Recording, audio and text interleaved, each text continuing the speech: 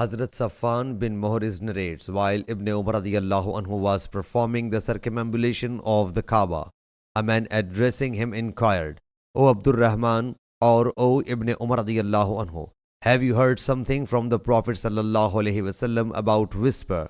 He replied, I have heard the Prophet sallallahu alaihi wasallam say on the day of resurrection, a believer will be brought extremely close to his Lord.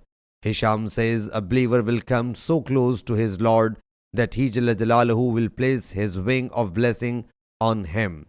His blessing will encircle him, so he will confess his sins. He Jalla Jalaluhu will ask, do you confess that sin of yours? The man will say twice, I confess.